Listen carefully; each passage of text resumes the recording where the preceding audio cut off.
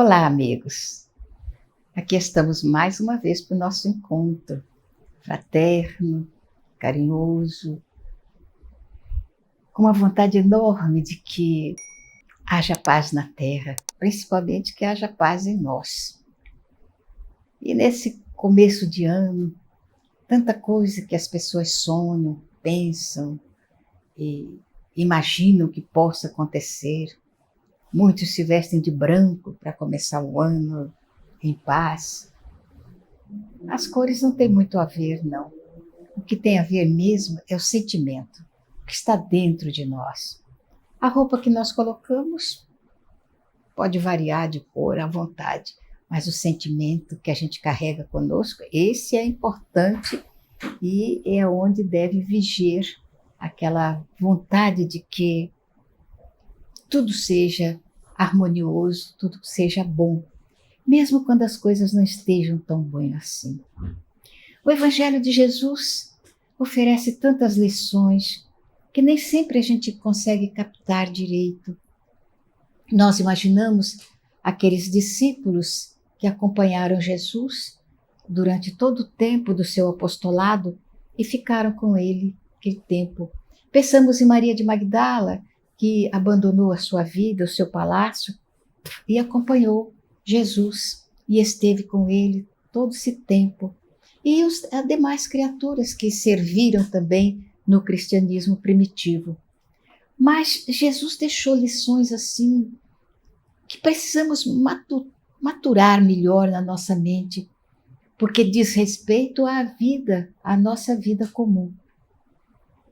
Uma mulher, ao tempo de Jesus, casada com um homem bem colocado dentro do governo, vivia num palácio, cercada de riqueza, cercada de servidores, e a sua vida deveria ser uma vida feliz, consoante o pensamento de muita gente que coloca nas posses do mundo a felicidade. Mas ela não era feliz. Ela se sentia relegada, sozinha, abandonada. Casara-se muito cedo, mas o marido, preso às fantasias do mundo, a deixava sozinha naquele palacete rico onde ela habitava. E uma ocasião, ela olhando pela janela, ela viu sair as servas da sua casa.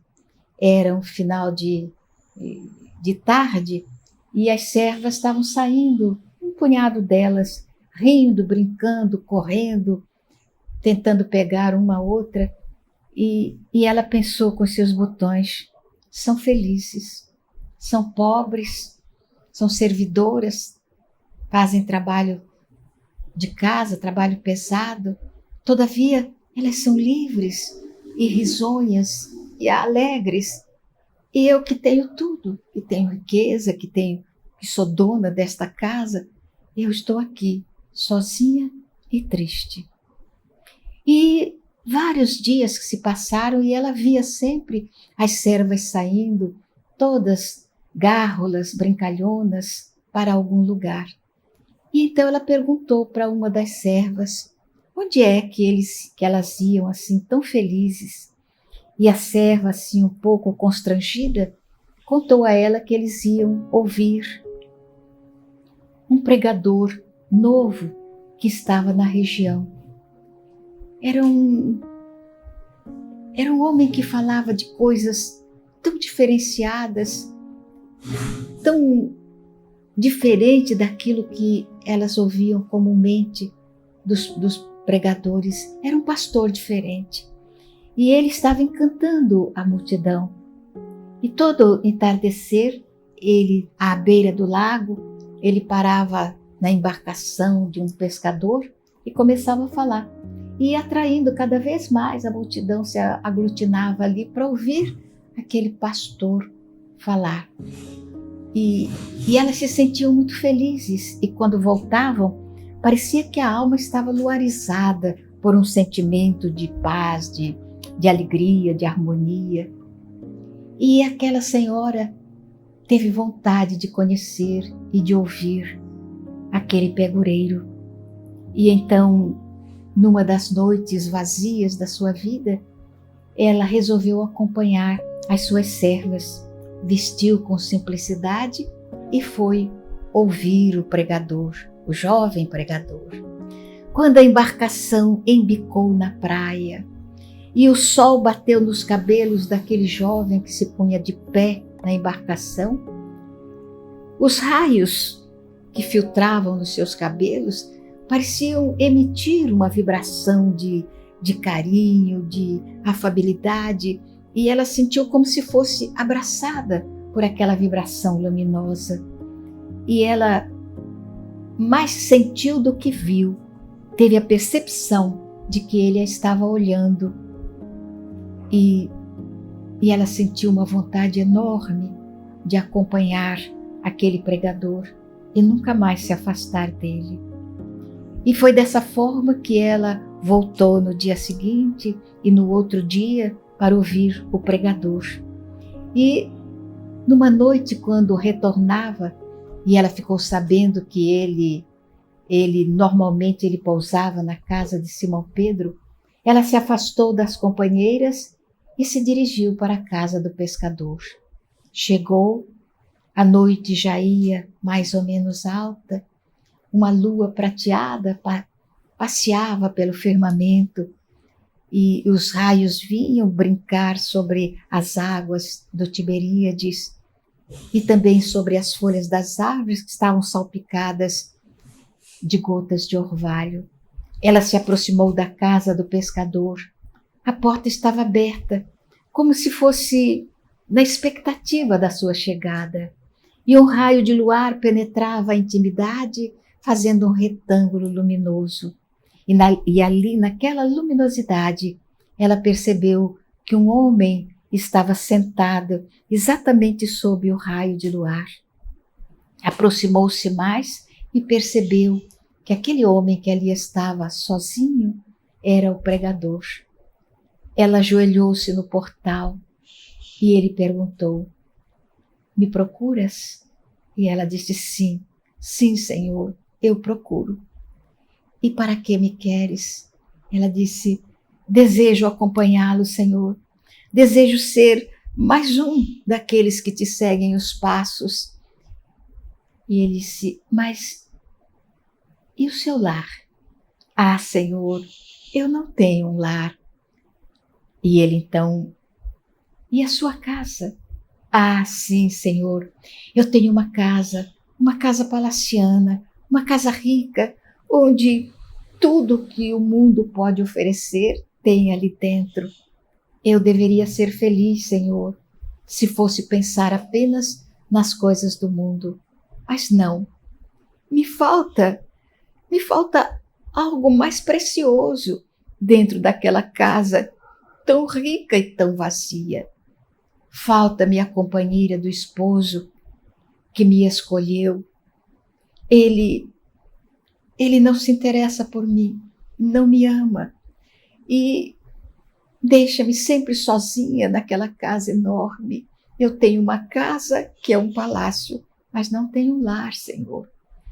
Para ter-se um lar, é preciso do carinho de dois corações, de duas pessoas que se queiram bem, que se abracem, que se completem uma à outra. E eu não tenho isso, Senhor. Eu sou sozinha. E gostaria, portanto, de abandonar aquela casa para acompanhar os teus passos."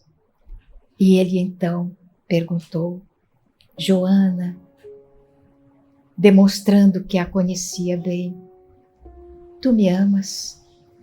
E ela disse: "Sim, Senhor, e porque eu amo, desejo segui-lo." "Se tu me amas, Joana, volte para a tua casa vazia, preencha-a com a tua ternura." Ela soluçou e ele volveu a perguntar: "Joana, tu me amas?" E ela disse: "Sim, Senhor, eu amo e desejo seguir."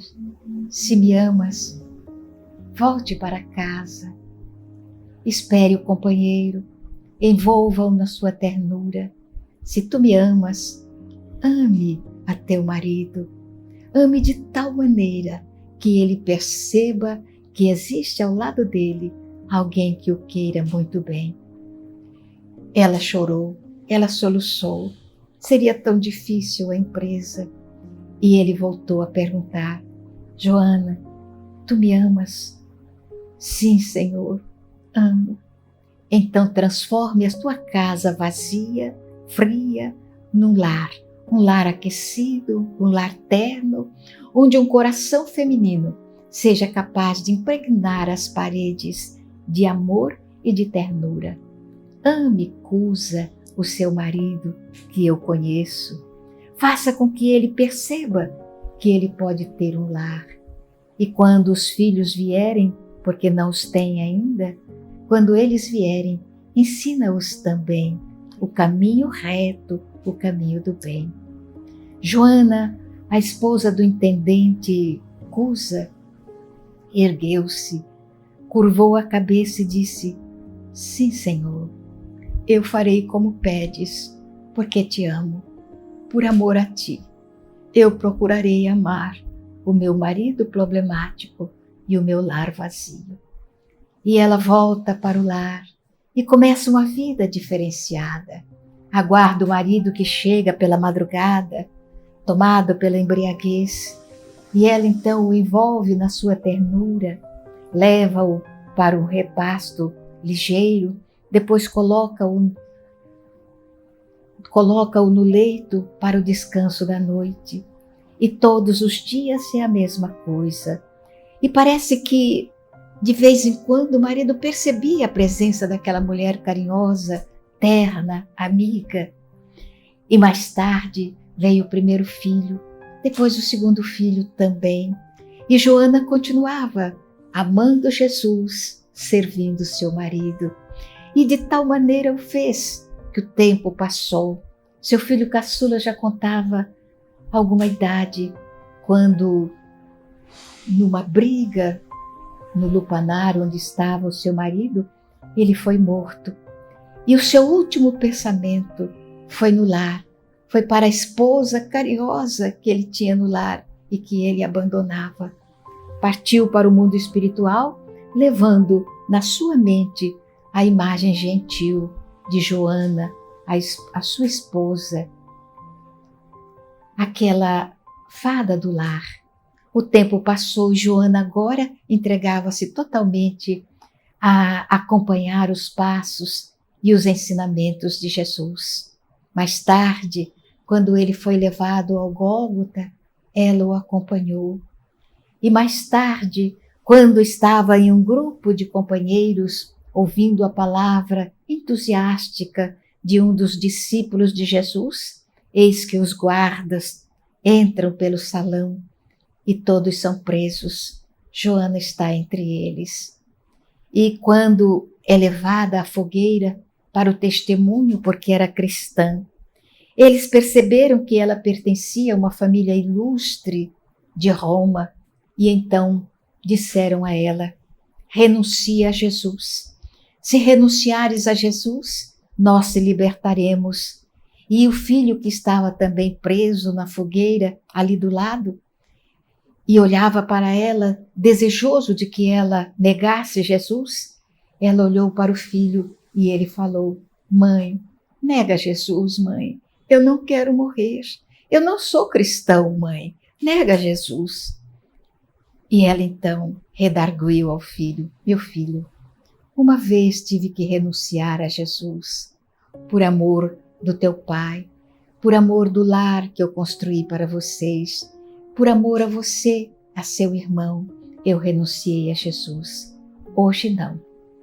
Hoje já estou vencida pelos anos, pela idade. E eu sei que a gente não morre.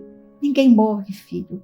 Nós sairemos do fogo, mais vivos do que nunca, para o reencontro com Jesus. Não, mãe, eu não quero morrer. Filho, nós não vamos morrer. E o guarda pergunta: mulher, renuncias a Jesus? E ela diz: não, eu sou cristã. E ele coloca o fogo no madeiro e na fogueira onde estava o seu filho também. Joana fecha os olhos e sente as labaredas lambendo-lhe o corpo. Não sente dor, sente uma paz enorme, ouve os gritos de seu filho e roga a Jesus pela paz do seu menino. E então percebe que braços carinhosos, ternos, envolvem-na, retirando-a do fogo. E percebe que seu filho também se acalma e tudo está em paz, por amor a Jesus. Joana, a esposa do intendente de Herodes, Antipas, Cusa, venceu a morte por fidelidade a Jesus, pela ternura que suscitou nele o seu evangelho, a mesma ternura que deveria suscitar no coração de todos aqueles que se dizem cristãos. Você é cristão?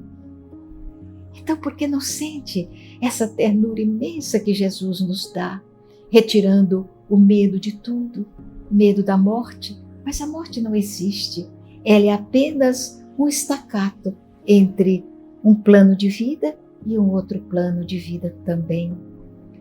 E para lá, para o mundo espiritual, nós iremos com aquilo que construímos aqui. Se queremos paz, teremos, se houvermos construído essa paz aqui. Se queremos amigos, teremos também, na medida em que formos construindo a verdadeira amizade aqui. E em nós, tudo que for verdadeiro irá permanecer para sempre. Temos a certeza disso. Portanto, se o teu amor a Jesus, se a tua vida cristã é verdadeira, tenha tranquilidade. Mantenha-se em paz, porque tudo isso continuará no outro plano da vida. Deus nos abençoe.